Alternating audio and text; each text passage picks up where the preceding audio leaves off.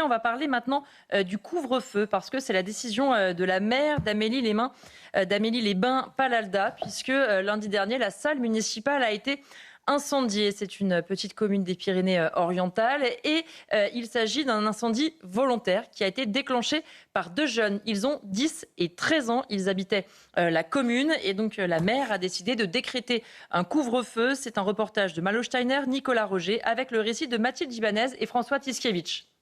Alors, on va regarder ce sujet dans un instant. On va me dire quand il est prêt. Est-ce que la régie peut me dire quand le sujet est prêt? Est-ce qu'on peut l'avoir? Oui, non, peut-être. Eh bien, nous n'aurons donc pas non plus ce sujet. Catherine Rambert, on va y arriver. L'émission est compliquée pour tout le monde, je crois. Ce couvre-feu, donc, ce que la maire allait raconter, mais je vais vous le dire moi-même, c'est qu'ils ont trouvé ces deux jeunes qui donc étaient sur le point, ont mis le feu à cette salle municipale. Préalablement, ils ont mis le feu à des poubelles à plusieurs reprises. Ce sont des enfants du village. Et donc, elle décide, elle dit, cette maire, c'est un peu symbolique, je le sais, mais je veux frapper fort. On voit en tout cas des maires qui ont envie de poser un peu de fermeté finalement face à des actes délictuels. Ce sont des très jeunes, ils ont 10 et 13 ans. Alors, je ne connais pas très bien ce cas précis, mais je pense que le couvre-feu, si cette mère a fait ça, c'est que peut-être ce n'est pas la première fois que ça lui arrivait et qu'elle voulait réagir à une situation qui se renouvelait. Parce que je ne pense pas qu'on décrète un couvre-feu pour deux jeunes qui font des bêtises dans un village. Donc je pense que ça a dû y avoir d'autres événements. Ce sont les mêmes jeunes qui, avant, ont déjà tenté de mettre le feu à d'autres bâtiments, à d'autres poubelles. Alors, ce sont les deux mêmes. Faire un couvre-feu pour deux jeunes, ça me paraît un petit peu excessif. En revanche, si c'est un phénomène de répéter avec plusieurs jeunes qui font de la petite délinquance, oui, pourquoi pas. Je ne sais pas quelle est la situation exactement de ce village, mais ce qui est tragique, c'est que ce sont les mères qui se substituent aux parents, qui devraient garder les enfants chez eux. Et en principe, à une certaine heure, un enfant, quand il est entre 10, même 17 ans, il n'est pas dans la rue en train d'allumer les poubelles. Et s'il le fait, il se fait engueuler par ses parents, mais en principe, le lendemain, il ne recommence pas. Et là, c'est à la collectivité de mettre en place un couvre-feu pour enrayer le problème. C'est un petit peu le monde à l'envers. Oui, justement, cette mère, elle en parle de l'importance des parents et de l'absence surtout des parents. Nous sommes avec Cédric Aoun, le maire de Triel-sur-Seine dans les Yvelines. Il me semble que vous-même, vous avez été confronté justement à l'obligation, entre guillemets, de mettre en place un couvre-feu. Racontez-nous ce qui s'est passé sur votre commune. Alors nous, c'était l'année dernière. On avait eu plusieurs incivilités répétitives qui avaient été causées par justement toujours les mêmes mineurs. Donc c'est en récidive. Et ce qui s'est passé, c'est qu'on avait un effet de meute. Au début, vous avez deux meneurs qui sont juste avec deux autres amis. Et après, ils augmentent en capacité. Ils trouvent d'autres parce que comme il n'y a pas de sanction et ils ne sont pas réprimandés, ils arrivent à entraîner d'autres jeunes. Et à la fin, ils étaient une quinzaine, voire une vingtaine, à se balader en ville et faire différentes incivilités. En mettant le couvre-feu en place, on redonne le pouvoir aux parents et aussi, surtout, on permet à la police municipale de contrôler ces mineurs qui sont dehors le soir, parce qu'il faut savoir que la police municipale n'a pas la capacité de contrôler l'identité. Ça peut être assez intéressant de noter, comme je dis chaque année d'ailleurs maintenant. La police municipale ne peut pas contrôler un mineur ou quelqu'un dehors s'il n'est pas en infraction. Donc, grâce à l'arrêté municipal, vous donnez un motif de contrôle et à ce moment-là, le policier municipal peut effectuer un contrôle et à ce moment-là, nous avec des médiateurs, on allait voir directement les parents leur signalant que attention, vos enfants sont dehors. Voilà, c'est pour ça que c'est assez intéressant de remettre l'accent sur le pouvoir des parents, qu'est-ce que les parents sont désarmés et donc là le maire redonne la capacité aux parents et surtout les informe. Il y a des enfants mineurs qui ne donnent pas du tout aucune information lorsqu'ils sortent le soir. Et les parents sont un peu démunis que là maintenant, avec un couvre-feu, je pense que la mère va pouvoir récupérer une certaine liberté d'action au niveau de sa police municipale. Justement, c'est intéressant ce que vous disiez, parce que juste avant de vous entendre, on se disait avec Catherine Rambert, peut-être que pour deux mineurs dans le village, un couvre-feu, c'est excessif. Et ce que vous nous racontez, c'est que justement, ça commence par deux mineurs, puis trois, puis quatre, puis une vingtaine comme chez vous, et que finalement, agir très tôt, c'est peut-être éviter ce phénomène de meute, comme vous le disiez, et éviter qu'en fait ce phénomène prenne de l'ampleur, parce que malheureusement, il y a un phénomène de groupe et de suivisme aussi qui existe chez nos adolescents. C'est exactement ça, l'impunité commence par le manque de respect. C'est très important cette phrase-là, c'est-à-dire que si vous laissez passer une chose, à ce moment-là, il y en a plusieurs. Et en plus, les adolescents se vantent de ce qu'ils ont fait la veille auprès de leurs amis. Et à ce moment-là, ils entraînent les autres à faire exactement la même chose. Et vous avez des adolescents qui sont parfaitement bien et qui ont des bons résultats scolaires, qui d'un seul coup deviennent des petits délinquants en herbe parce que justement les parents ne sont pas informés, la police municipale ne peut pas intervenir. Et donc là, maintenant, grâce à ce couvre-feu qu'on a mis en place l'année dernière, on a récupéré justement les noms des parents et des adolescents qui étaient un petit peu délicats, et on a réussi à les sensibiliser. On a fait un beau travail aussi avec les médiateurs, que je tiens à saluer, ainsi que la police municipale de Triel, parce que c'est un travail qui se fait de nuit essentiellement et qui n'est pas forcément simple à mettre en place pour un maire. Ce sont des frais supplémentaires. Et l'amende, j'ai envie de dire, ce qui est dommage, c'est que l'amende ne revienne pas justement à la ville qui le fait, parce que c'est un coût supplémentaire pour la ville.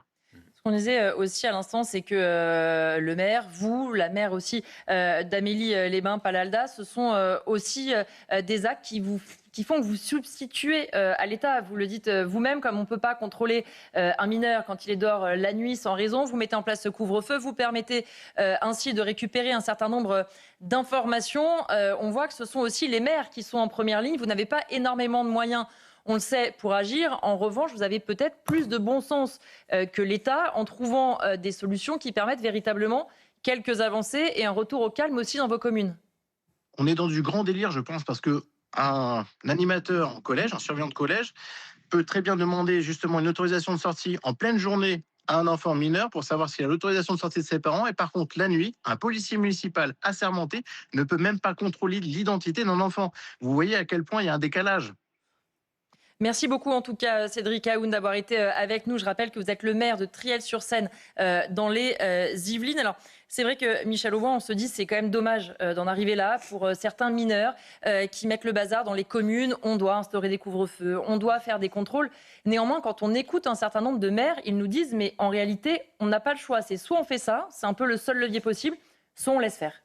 Mais surtout qu'on est souvent très choqués quand on croise des enfants de 11 ans. Ça m'est arrivé à 2h du matin dans les rues. Demandez à tous les policiers, d'ailleurs, ils connaissent tous ce cas. On se demande vraiment ce qu'ils font dans la rue. Tout à l'heure, on a cité un enfant de 13 ans.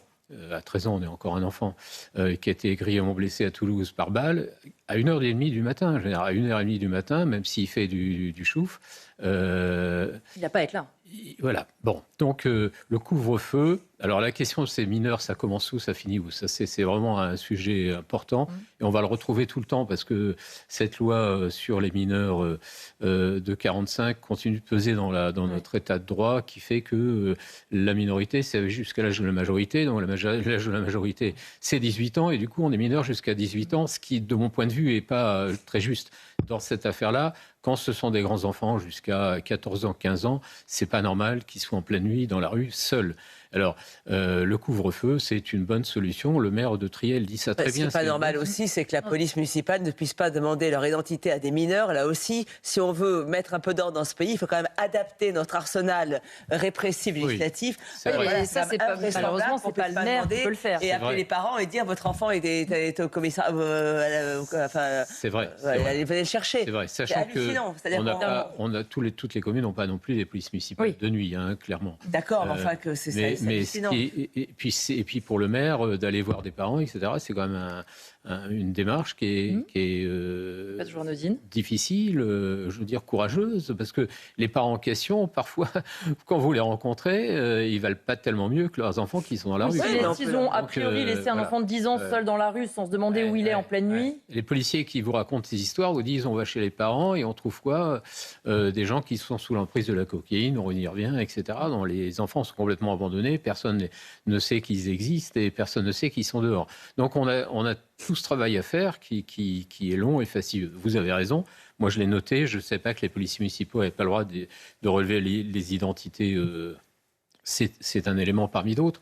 Mais le couvre-feu, ça peut être intéressant si on dit exactement à quel moment il commence, quel est l'âge, etc. Il faut savoir que la justice a plutôt couvert, d'ailleurs, ce qui veut dire court, la justice a plutôt donné raison aux maires qui instauraient des couvre-feux. C'est vrai que Jean-Marc Sanchez, quand on voit que des maires sont obligés de mettre en place des couvre-feux pour pouvoir contrôler les mineurs qui sont dans la rue, on se dit, une fois de plus, on fait toujours plein de lois, mais on a l'impression que parfois elles ont manqué peut-être un peu de bon sens et de sens du pragmatisme également. En France, comme vous le disiez tout à l'heure, l'ordonnance de 45, elle a 81 ans. On n'est plus du tout dans la même situation. On demande aux maires des communes, c'est l'article L131-12 du Code des communes, d'assurer la tranquillité, la sécurité, la salubrité publique. Alors dans les grandes villes, c'est déjà pas facile, mais dans les petites communes où les maires ne peuvent pas, et parfois, et on les comprend, ne veulent pas le faire, c'est plus compliqué. J'ajoute, si vous me permettez de revenir vers cet autre pays qui est le mien, Bien sûr. qu'en Espagne, il n'y a pas de couvre-feu pour les mineurs. On n'a pas besoin d'en imposer. Oui, parce que eux, ils sont avec les parents qui veillent au grain. Avec les parents, que ce soit à la maison ou que ce soit dehors. Mais on ne laisse pas les mineurs dans la rue à 11h du soir en Espagne. Et encore une fois, en Espagne, que ce soit la police nationale, que ce soit la garde civile, que ce soit la police catalane, les Mossos d'Esquadra, que ce soit la police basque, les ANSA, qui n'ont pas le même nom, pas les mêmes uniformes, pas les mêmes prérogatives, qui ne parlent pas la même langue. Il n'y a pas de zone de non-droit. Mais on a effectivement les mêmes difficultés qu'en France. Il y a la présomption favorable aux mineurs et effectivement, on a des problèmes de délinquance, comme partout. Oui. Mais pas les mêmes. Oui, avec effectivement aussi un encadrement familial qui est sans doute plus cadré en Espagne que chez nous. On va évoquer maintenant un autre sujet, ce fameux vide juridique. On vous en a déjà parlé sur CNews et sur Europe 1 qui a permis la remise en liberté d'un certain nombre de mineurs. On va en parler avec vous, Jean Delacoste. Bonsoir. Je le disais, plusieurs mineurs ont dû être remis en liberté avant leur procès. Leur détention provisoire a pris fin alors que certains sont quand même accusés de crimes particulièrement graves. C'est une situation qui découle d'une lacune de la loi, pourtant connue depuis des mois. Que s'est-il passé, Jean ? Alors, je vais commencer par vous évoquer un cas en particulier, celui d'un jeune homme de 19 ans qui était mis en examen pour le viol d'une adolescente de 15 ans. Et le parquet demandait, en début juillet, la prolongation de sa détention provisoire jusqu'à son procès en octobre prochain. Il a été remis en liberté le 20 juillet dernier, selon nos confrères du Parisien, et son cas n'est pas isolé. Plusieurs mineurs poursuivis pour des crimes graves ont été relâchés, comme lui, ces dernières semaines. Et cette situation, elle résulte d'une faille juridique.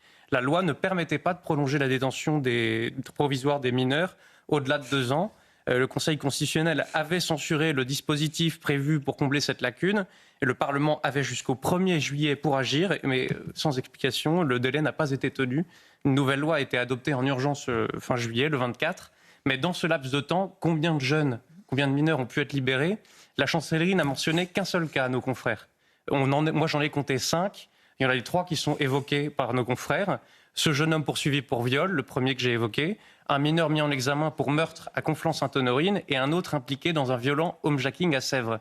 Et il y a aussi ces 2 jeunes dont nous avions parlé aussi sur CNews, mis en examen pour la mort de Chemseddine, collégien de 15 ans battu à Viry-Châtillon en 2024. Donc les juges ont estimé qu'aucun fondement légal ne permettait de les maintenir en détention. Reste à savoir, c'est la question qu'on se pose aujourd'hui, combien d'autres remis en liberté ont eu lieu ces dernières semaines? Merci Jean. Alors là aussi, Jean-Marc Sanchez, je ne vais pas forcément vous demander de comparer avec ce qui se passe en Espagne, mais c'est incroyable. Ça fait 1 an qu'on savait qu'il fallait une loi pour que ces mineurs puissent rester en détention provisoire. Ça fait 1 an qu'on a le temps de faire cette loi. Elle n'a pas été faite à temps et on a quand même libéré des mineurs extrêmement dangereux. Il y aura ensuite un procès, ils pourront retourner en prison, bien entendu. Mais qu'est-ce qu'on dit aux familles de ces victimes ? Alors ça, je ne sais pas ce qu'on peut leur dire en France, mais pardonnez-moi d'y revenir, je peux vous dire ce qu'on fait en Espagne. En Espagne, on a des juridictions spécialisées qui luttent contre ce qu'on appelle la violencia de género. En fait, les violences faites aux femmes. Ce n'est pas les violences sexuelles en général, c'est les violences faites aux femmes.